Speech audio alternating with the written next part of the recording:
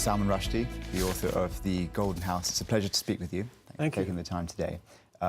This book comes out 40 years after the publication of your first novel. When you look back at your early pieces of work, take, for example, Midnight's Children, what differences do you notice, if any, in terms of your style of writing? Well, you know, first of all, that was a much younger man's book, you know, and I can feel in it the kind of energy of youthfulness, you know, but also I had very different interests then, you know, and I was trying really in that book to make sense of the world I'd come from, India and Pakistan, you know, and I was trying to respond to that, and also tried to respond to it linguistically by doing things to English, which gave it a kind of Indian flavor, you know, and that was, for me, was part of the serious part of the pleasure of making that book, you know, and then there comes a point when you feel you've done that enough. You know, you don't want to do it like a trick, you know, and you move on in your concerns, both artistic and in terms of subject. You know? And for me, what happened is my life bounced around, you know, from India to England to New York. And those three cities, Bombay, London, and New York, have somehow, those three cities have become the source of everything, you know, for me.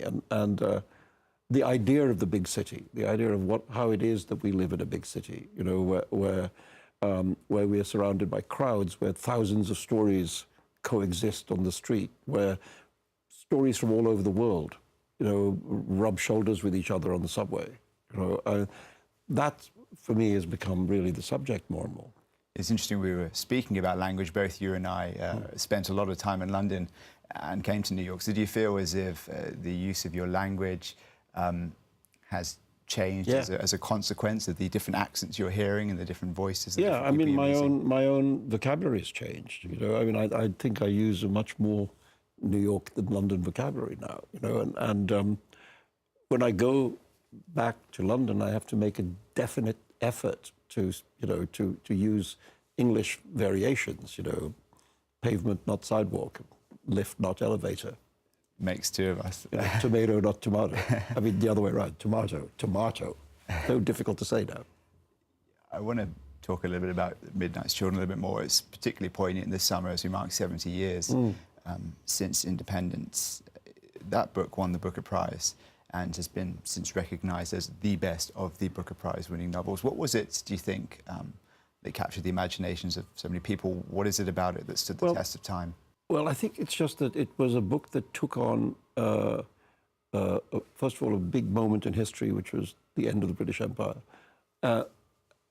and that it was about a transitional generation. It was a book about my generation, the first generation of free people to be born in India and Pakistan in like 250 years. You know, so, and the arrival of that new world it was kind of exciting. It was exciting to grow up in, and I think it was exciting for people to read about.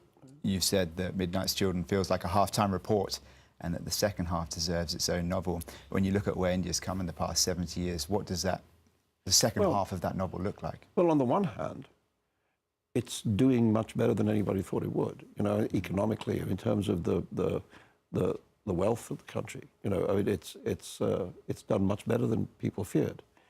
But in other ways, in terms of the values of the founding fathers of the country, which were tolerance and secularism and not religion. You know, Gandhi and Nehru were very anxious that the state should not become a theocratic state, and all of that is changing now, and that there really is a desire amongst the current leadership to make it a theocratic Hindu state. Under Modi, moving towards nationalism and away from that secular. Yes, but I mean, Hindu nationalism, I mean, nationalism is one thing, but this is very much, you know, it's very much a kind of communalist nationalism. You know, it's privileging one Indian reality, which is the reality of the Hindu majority, over the realities of everyone else, you know, and you know, people are being lynched for having beef in the fridge, you know, things like that. And so I think it's a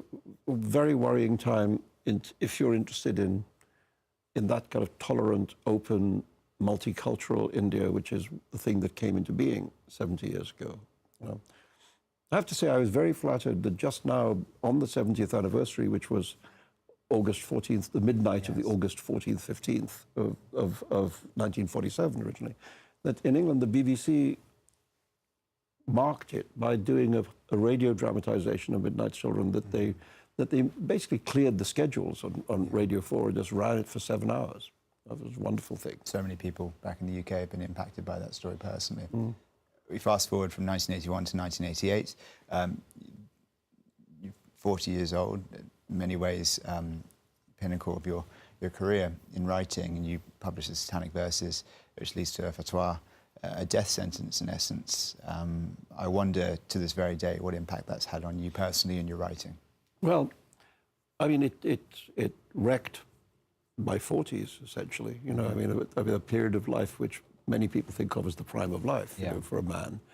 My 40s were very troubled, you know, in all sorts of ways, like my concerns for the safety of my family and my professional colleagues, you know, publishers and translators and so on. I mean, it was a very alarming time. And I guess that sort of now that we're in a happier position, at least I'm in a sort of happier position, what I take away from it is a kind of renewed resolve to fight for the right to say things that other people don't like. You know, I mean, because I think great art has always been out at some kind of edge, you know, and has often not pleased people or some groups of people at the time that it came out. You know, I mean, the Impressionist painters were despised when they first exhibited their work. In fact, the term Impressionism was a term of scorn. You know, these people can't really paint, they can just give an impression of something. And many, in every field, you know, you find whether it's poetry or music or painting or literature, you know, that's the case. When the Eiffel Tower was built, everybody hated it. You know? So sometimes you just have to safeguard the ability of artists in whatever field to be able to do things which displease segments of the community. You know? And my view about books is, you know, there's a lot of books, and you can read the books you like. Yeah. And if you don't like a book, you shut the book. You know, it loses its ability to upset you. So since then, I've become very involved with the work of for example, PEN America, which is a big writers' organization. You're now the chairperson of that. I was president of PEN for a while, and I also helped to found the PEN World Voices Literary Festival, which now brings people from all over the world to discuss ideas with American writers and so on. I mean, I'm proud of that work, and in a way, it's for me, it feels like a way of giving back to the community which supported me back in the day. I wanted to touch upon that festival. You have, as you said, writers who come from all across the world, who come to New York.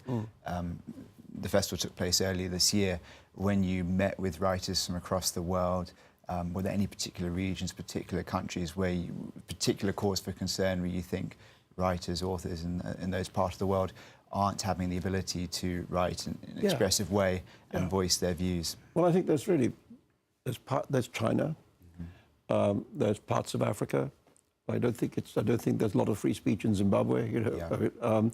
And there are segments of the Islamic world where we have to constantly look out for the well-being of writers and journalists as well as creative writers, you know, because journalists, I think, have been at great risk recently in places like Turkey, for example. Sure. You know? And so we try and keep an eye on that. But one of the things that's very pleasing is that I remember in the very early years of the festival, we made a real effort to bring writers from the Arab world to New York, just because people had so little knowledge, really, of that world. And particularly in the aftermath of 9/11, it was suddenly a big subject for people, you know.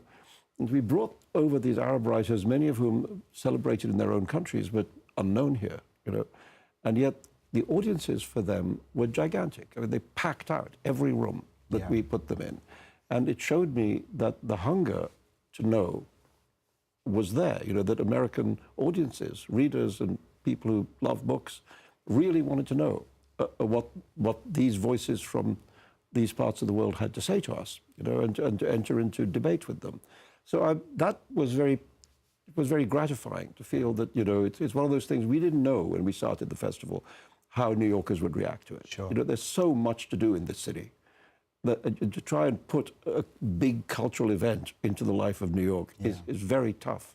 But we found that actually people flock to it, and now it's well established, and you know, it's a matter of pride. It's a brilliant event, and you're also a writer in residence at New York University, so you get to work quite closely with young writers, young novelists. It's a very saturated field, it's a very competitive field, it's a difficult field.